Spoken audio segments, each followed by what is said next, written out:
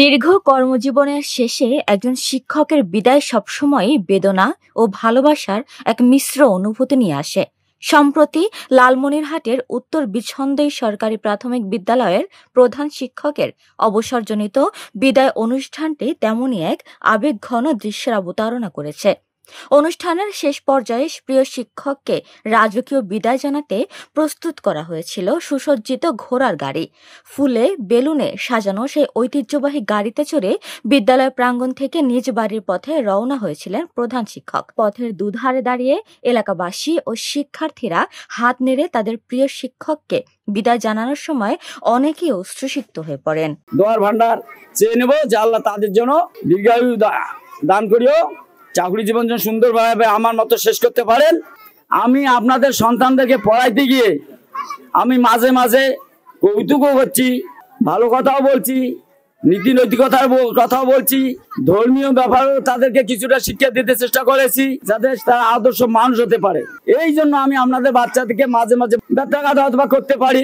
অভিভাবকের কাছ থেকে ক্ষমা সুন্দর দৃষ্টিতে দেখার জন্য অনুরোধ করছি, আমাকে ক্ষমা করে দেবেন। এলাকার অভিভাবকের কাছে আমার কোনো আঘাত দিয়ে থাকি, আমার কথায়, চাল চলনে, চলাফেরায়, হাঁটায় কেউ যদি কোনো আঘাত পেয়ে থাকেন আমি অনুরোধ করছি আমাকে ক্ষমা করে দিবেন। আর আপনারা ক্ষমা না করলে আল্লাহ তিনি আমাকে ক্ষমা করবেন না। তাদের কাছে আমি জানি আমাকে কি ক্ষমা করা হয়েছে।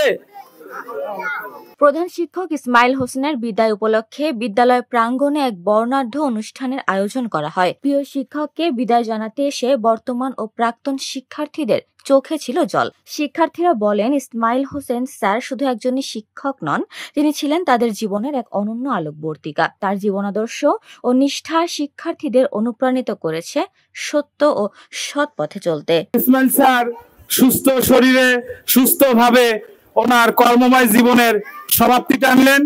এই জন্য আমরা সবাই মহান সৃষ্টিকর্তার দরবারে শুকরিয়া জ্ঞাপন করি, সবাই বলি আলহামদুলিল্লাহ। আজকে আসলে মনের ভেতরে অনেক কষ্ট। দেখা যাচ্ছে যে একজন শিক্ষক তার জীবনের মূল্যবান সময় প্রাথমিক শিক্ষার জন্য ত্যাগ করলেন, প্রাথমিক শিক্ষার জন্য তার জীবনটার গুরুত্বপূর্ণ সময়গুলো শেষ করলেন। স্কুলগুলোতে যে শিক্ষকরা বিদায় নেয়, বিদায়ের দিনে দেখা যায় এভাবেই কষ্ট নিয়ে চলে যেতে হয়। সহকর্মী শিক্ষকরা আবেগাপ্লুত কণ্ঠে ইসমাইল হোসেনের কর্তব্যনিষ্ঠা ও মানবিক গুণাবলীর কথা তুলে ধরেন।